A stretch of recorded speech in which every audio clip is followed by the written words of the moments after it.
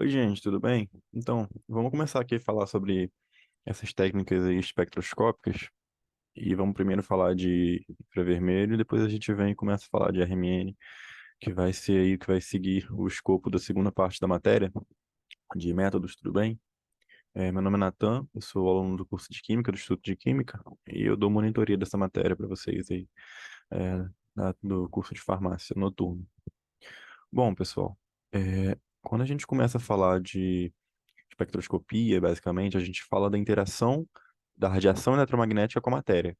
Desde lá, quando Einstein descobriu o efeito fotoelétrico e depois descobriram como que tipos de radiação diferentes podem fazer com que a matéria, né, as moléculas, deem outros tipos de informação, como a partir da sua estrutura, da sua dinâmica, e etc., a gente começou aí a investir nessas técnicas espectroscópicas, né? Nessa disciplina, por acaso, a gente estuda basicamente a estrutura molecular. Tem como fazer outras coisas com técnicas espectroscópicas, mas basicamente aqui nessa disciplina a gente vai descobrir como fazer a determinação da estrutura molecular. Mas você também pode entender um pouco da conformação das moléculas, ou seja, como que ela se ajusta no espaço, da dinâmica molecular, ou seja, do equilíbrio, quando a molécula fica de um jeito e quando de outro, a depender da temperatura, da pressão, de outras condições ali do sistema. Estudos sobre reações e catálise, na reação de velocidade de reação, energia que você precisa para uma reação, produto formado. Aí você pode também estudar sobre impurezas e também quantificação, né? A gente consegue fazer ali uma relação entre. A gente sempre consegue fazer uma relação entre a concentração de uma espécie e alguma informação espectroscópica. Seja, por exemplo, no ultravioleta, quando a gente fala de absorbância, aqui no IV, quando a gente fala de transmitância, no RMN, quando a gente fala de integral ali do pico. Então, voltando aqui para o que a gente tem que falar no escopo dessa disciplina, a gente vai ficar basicamente na determinação da estrutura molecular. Tá, mas como é que a gente vai fazer isso? Bom, o espectro visível é só uma partezinha de todo o espectro eletromagnético que a gente tem, né? A gente vê aí, por exemplo, que a gente consegue enxergar, que vai de mais ou menos 400 nanômetros a 700 nanômetros, 750 ali, e só que a gente tem uma gama de tipos de radiação, né? E cada uma desse tipo de radiação consegue interagir com a matéria de uma forma, tá? Nessa disciplina, nessa segunda parte da disciplina, a gente vai ficar com o infravermelho, que está ali bem pertinho do visível, não sei se vocês conseguem ver aqui meu mouse, e a gente vai ficar com rádio também, ondas de rádio, para falar de RMN, tudo bem? O que cada tipo de radiação vem provocar na matéria, né? Vamos falar das que a gente fala aqui na disciplina. Por exemplo, lembra que na primeira parte da disciplina a gente viu que a radiação de ultravioleta, ela vai promover transições de estados eletrônicos. Você vai ter ali um elétron do orbital π indo para um π antiligante e por aí vai. Vocês lembram disso? Então, infravermelho e microondas, por exemplo, é uma energia, é um tipo de radiação que tem energia suficiente para promover transições entre estados vibracionais ou rotacionais. Vibracionais para infravermelho e rotacionais para microondas. O que que é isso? Né? Com uma certa energia, a molécula tem algum estado vibracional, ela fica se mexendo de uma forma. Quando você dá mais energia para ela, ela consegue atingir outros estados de se mover. Tudo bem? A gente já vai ver isso em outro slide. Raio-X e raio gama são radiações ionizantes, né? São radiações que conseguem arrancar elétrons da matéria, arrancar elétrons de moléculas, né? E por isso elas são perigosas, porque elas podem acabar fazendo com que você tenha ligações quebradas no nosso DNA, por exemplo, e isso vai acabar promovendo uma mutação, e é isso aí a gente já sabe que pode vir a dar câncer, por exemplo. A radiofrequência, como a gente vai ver em ressonância magnética nuclear, ela tem energia suficiente para promover transições entre estados de spins nucleares e também spins eletrônicos. Isso parece um pouco esquisito agora, mas lá para frente, quando a gente for falar de RMN, eu volto nisso aqui e vocês vão entender o que que são essas transições de estado de spin. Tudo bem? Bom, agora a gente vai começar a falar de infravermelho, né? Micro-ondas não, porque tá aí junto com o infravermelho, mas a gente só vai ficar falando de infravermelho mesmo. Tudo bem? Bom, a radiação no infravermelho, como a gente falou, ela provoca vibração de ligações moleculares em alguns comprimentos de onda específicos. E com isso, você vai possibilitar a identificação de grupos funcionais. Por quê? Cada grupo funcional vai ter um tipo diferente de espectro no infravermelho. O que eu quero dizer com isso?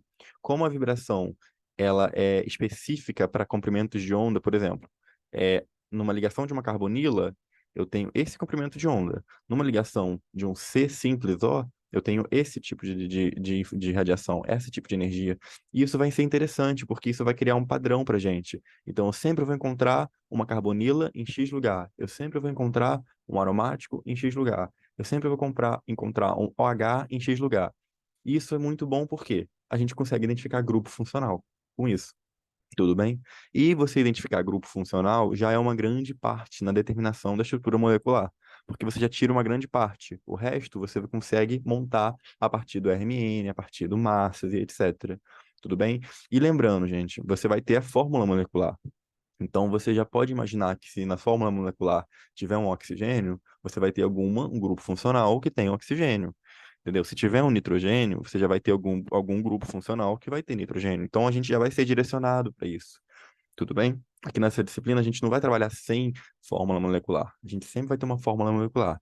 Quem trabalha sem fórmula molecular são os espectroscopistas, que aí eles realmente determinam a partir de só dados espectroscópicos tudo que tem na molécula.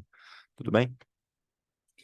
Bom, aqui eu só vou mostrar alguns tipos de vibração aí que você vai ter no IV e que a gente vai conseguir enxergar. É bonitinho, né? Parece líder de torcida até, mas são só alguns tipos de vibração que a gente tem. Você tem aí rotação, a torção, mas eu queria mais chamar atenção para o estiramento mesmo, estiramento simétrico e assimétrico, e para torção, tá? Essas são as principais, assim, mas isso não precisa gravar, não precisa saber, tá? Mas só saiba que é nesse sentido aqui que a gente está falando no IV. O IV provoca esses tipos de vibração, tudo bem? Ele consegue aumentar esse tipo de vibração na molécula, tudo bem? Só para a gente já ficar mais familiarizado, já taquei aqui um espectro de infravermelho, tá bom? O espectro de infravermelho, ele tem essa carinha. E você vai ter no eixo horizontal ali, o comprimento de onda, tá tudo bem? Então, aí, no caso agora, no caso, como a gente tem centímetro a menos um, a gente tem um número de onda.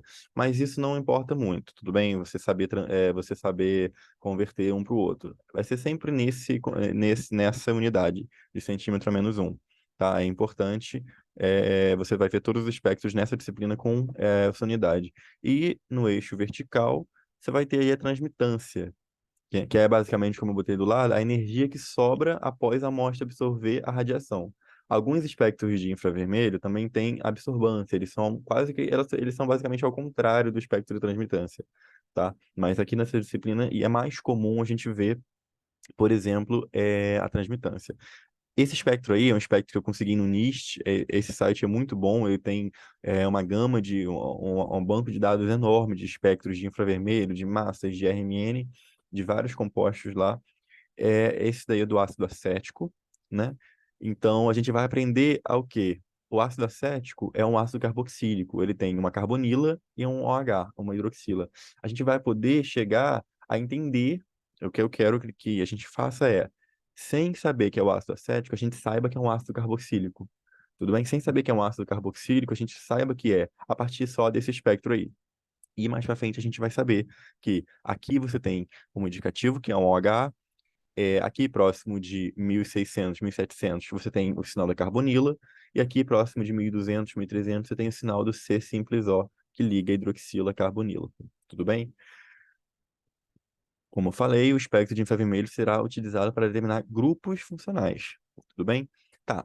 Aí aqui ele só bota uma tabelinha de mais ou menos onde você vai achar cada coisa. Isso aqui, se vocês quiserem tirar um print ou anotarem, só para vocês lembrarem, mas isso aqui a gente vai acabar aprendendo, tudo bem? Mas o principal é saber que você vai ter sempre aqui o OH e o NH, e aqui o C dupla O e aqui o C simples O. Os outros, a gente não vai ver tantos, mas é bom saber. Por exemplo, aqui ele fala que é o estiramento CH. Esse pico aqui em 3000, quase todas as moléculas têm. Por quê? Porque toda molécula tem CH, né? Basicamente. Então, a gente sempre vai ter esse pico aí, por exemplo. Falando agora dos grupos funcionais, vamos falar que a gente tem essa gama aí de grupos funcionais, tem esses todos aí. Eu circulei alguns que eu acho que a gente tem que focar mais em aprender como vê-los, entendeu? Porque Alcano, ele é o espectro mais básico. É o espectro que só tem aquele pico que eu te mostrei, por exemplo, que só tem esse pico aqui, e esse pico, e alguns picos aqui que são de CH dobramento, CH estiramento, CH dobramento. Tudo bem? Então a gente não vai focar muito. A gente vai focar mais em saber quando você tem um anel benzênico, uma amina, um álcool, um éter, um aldeído, cetona, éster carboxílico e o amida, que são aqui os carbonílicos. Tudo bem? Cada um vai ter uma aparência diferente no espectro de infravermelho. E a gente vai saber como achar cada um deles a partir do espectro de infravermelho. Algumas vezes a gente só com infravermelho vai ter uma dificuldade de diferenciar um e outro. Mas aí eu vou falar para vocês como que a gente pode tirar essa dúvida, como que a gente pode decidir entre um e o outro. Tudo bem? Bom, então vamos lá. Como que a gente vai olhar, pegar o espectro de infravermelho? O que que a gente vai fazer? O que que eu vou olhar primeiro? Onde que eu vou olhar? Entendeu? Então, ó, primeiramente, a gente tem que identificar se tem ou não tem os principais grupos funcionais. Por exemplo, grupos funcionais devido a carbonila, devido a hidroxila, devido NH ou CO. E eu falei aqui também, ó, não tente fazer uma análise detalhada da absorção de CH, que é aquelas ali que ficam perto de 3.000, porque todos os compostos têm essa absorção, então a gente meio que ignora um pouco. Sobra um caso que a gente não vai ignorar tanto. E também, a gente não pode ficar focado demais onde exatamente o pico está, em qual sinal exatamente o pico está. Tudo bem? Se ele está um pouco 1620 ou 1630 ou 1640. Isso não importa muito. Importa mais é o que? A cara do espectro. O que que tem ali? Onde aquele pico está mais ou menos. Porque o sinal, ele varia no IV, ele varia muito, depender das condições, depender do meio que ele foi feito, depender da concentração. Então a gente vê mais a cara do espectro, tudo bem? Porque como é que eu posso dizer? É bem esdrúxulo, assim, quando você tem um grupo funcional ou quando você não tem, tá bom? Aí aqui eu vou fazer um passo a passo para vocês, que eu acho muito legal. E esse passo a passo ele tem no Pavia, tá bom? No livro que eu indico para vocês. E eu fiz um resumo dele para a gente poder, porque lá eles falam de todos os grupos funcionais, né? Aqueles outros todos lá. E aqui eu vou falar dos principais, que são os que a gente vê na disciplina e que vão cair na prova. Tudo bem? A primeira coisa que a gente faz quando a gente olha o espectro de RMN, desculpa, de infravermelho, tem carbonila, ou seja, tem aquela absorção forte ali no meio, em 1800, 1600? Tem, porque se tiver, você já pode considerar que você tem algum desses 5 grupos funcionais: o ácido carboxílico, o éster, a amida, o aldeído ou a acetona, tá? Que são esses caras aqui embaixo, tá? Se você tem a carbonila no seu IV, você já pode ter certeza que você já tem um desses. Agora a gente tem que saber como que a gente sabe qual desses é. Bom, ele também fala que o pico é frequentemente o mais forte do espectro, tem uma largura média, e você não vai poder deixar, você não vai não ver ele. Tá vendo aqui? Como na butanona. Butanona é uma cetona, tá? A gente tem uma absorção forte aqui, tá bom? Aí, o primeiro, ácido carboxílico. Será que é um ácido carboxílico? Se for, ó, agora a gente confirmou que tem carbonila. Temos carbonila.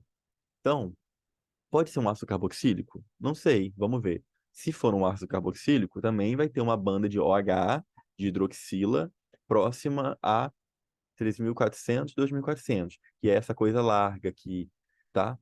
E que normalmente se sobrepõe àqueles estiramentos de CH que eu falei aqui em 3.000. Esse espectro foi aquele primeiro que eu mostrei para vocês. Ó, isso daqui é a carinha do ácido acético, tá bom? Do nosso vinagre. Aí, você tem uma carbonila e você tem um OH. Então você consegue ver que essa carbonila tem um sinal aqui em 1800, 1600, e esse OH tem essa banda larga aqui, próxima a 3.000. Essa banda larga é porque esse grupo ele faz ligações de hidrogênio.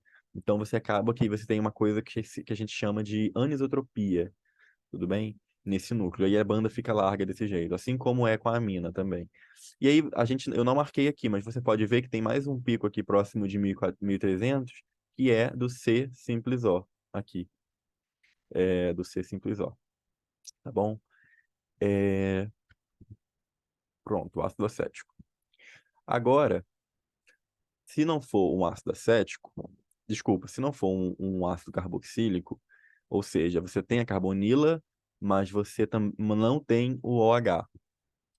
É, geralmente, você vai ter, então, um sinal adicional, que é igual aquele que a gente viu ali agora, esse daqui, você vai ter aqui nessa região. Você só vai ter esses dois sinais como sendo a coisa mais visível do espectro, que vai ser um a carbonila e um C simples O.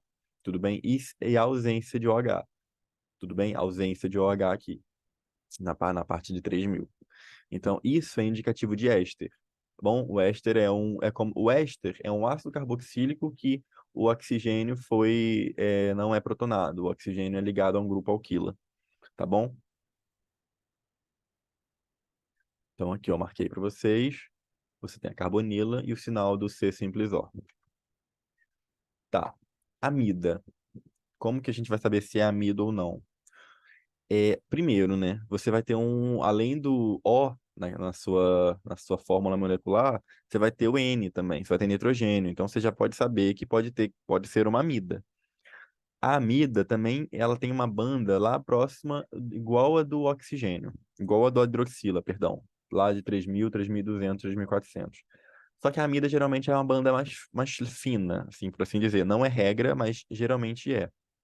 Tudo bem? Então, a gente vai ver o quê? Se você tiver uma banda lá da carbonila, lembra que a gente agora está vendo compostos que você tem a carbonila. Você tem uma banda lá em 3000 e você tem nitrogênio na sua fórmula molecular, então provavelmente é uma amina. Tá?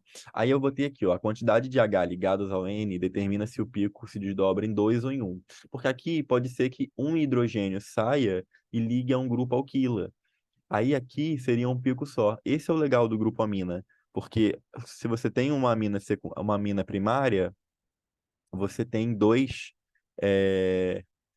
picos, porque você tem dois hidrogênios. É como se ele estivesse indicando quantos hidrogênios ele tem ligado. Isso é legal, tá bom? Então, assim, por exemplo, o indicativo que a amida é muito forte é isso, então. Você tem a carbonila e você tem a amina, desculpa, você tem a nitrogênio na sua fórmula e você tem esse pico lá em 3.400, 3.200, que geralmente se desdobra em 2. E é um pouco mais fino do que aquela banda enorme da hidroxila, tá bom?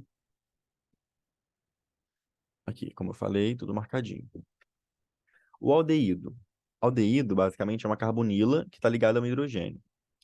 Aí, o que que vai acontecer? Você vai ter o sinal da carbonila grande, você não vai ter nenhum sinal ali próximo a 3000, aquela banda enorme, aquela banda larga que poderia ser de oxigênio, de hidroxila ou de amina. Você só vai ter o sinal da carbonila. Alguns espectros você consegue ver o que eles falam, é uma banda que fala uma banda de 2.800 a 2.700 do lado direito da absorção de CH, que é um picozinho pequenininho. Eu não gosto muito disso porque o que acontece geralmente não dá para ver, geralmente não aparece em todos os espectros dessa banda. Então, o que eu indico é, você tem um sinal de carbonila no seu espectro. Tá. Como você difere uma carbonila de uma acetona? Desculpa, um aldeído de uma acetona. Você vai ter que ir lá no espectro de hidrogênio, tá bom? E você vai ver um sinal de 9 a 11, um pico só, um pico apenas. Se você tiver um sinal de 9 a 11, esse é o sinal desse hidrogênio. Então você pode confirmar que você tem um aldeído, tá bom? Esse grupo é um dos poucos grupos que você consegue ter certeza mesmo quando você vê o RMN, tá bem? Mais para frente vocês vão entender melhor sobre RMN, vocês vão entender do que eu estou falando, tá bom? Então, aldeído é uma carbonila, e aí você não tem mais nenhum outro sinal que poderia ser OH ou NH, e você tem lá um sinal de 9 a 11, um pico, um simpleto no espectro de hidrogênio, tá? E acetona é quando todo acima foi descartado. E o espectro só possui uma absorção forte da carbonila. Tudo bem? Você só tem o espectro o pico da carbonila. Só. Como aqui a gente tem a butanona. Então, é certeza de ser uma acetona. Você foi lá no RMN, não viu nada, 9 a 11, entendeu? Então, com certeza isso daí é uma acetona, só tem a carbonila. Tá bom? Agora a gente vai ver grupos que não são carbonílicos, ou seja, você olhou lá no seu espectro de infravermelho, você não viu carbonila. Então você só pode ter um álcool, uma amina ou um éter, tá bom? Então vamos lá, vamos ver como é que a gente faz isso. O álcool, você já sabe, né? Como eu falei, o álcool é um OH, é uma hidroxila ligada a um grupo alquila. Então você vai verificar o quê? A banda de OH. Tá vendo como a banda é grande, como a banda não tem como não ver? Que é uma banda larga, próximo a 3.400, 3.300. E aí você também vai ter. Esse não é o indicativo mais forte. O indicativo mais forte é a banda em OH. Aí agora ele fala também de você encontrar a banda CO com valores próximos de 1.300 a 1.000. Também tem, como dá para ver aí. Mas foca assim, tem o OH, vai ter aquela banda enorme lá, tá? Agora a mina, que é o quê? Um nitrogênio ligado a hidrogênio e ligado a um grupo alquila. A gente vai ver o quê? De novo, a absorção média próxima a 3.400 na mesma região do OH. Então é por isso que você nunca vai ter uma mina e uma hidroxila, um álcool e uma mina juntos. Ninguém vai botar isso para vocês numa prova, porque eles caem na mesma região, você vai ficar embolado. Então, você viu que tem nitrogênio na fórmula molecular, e você viu que tem sinal lá, é um grande indicativo de ser uma amina, tá bom? Então, ó, tá vendo aí como ele é um pico, uma banda mais fina que a do OH? Como a do OH é bem maior, como eu falei, e como ele se desdobra em dois, tá vendo? Porque ele tem dois hidrogênios ligados a ele. Então, isso daí é o espectro da benzamina, né? Mais conhecido também como anilina. É, E o éter? Bom, o éter, basicamente, não tem carbonila, então você não vai ter aquele sinal lá forte.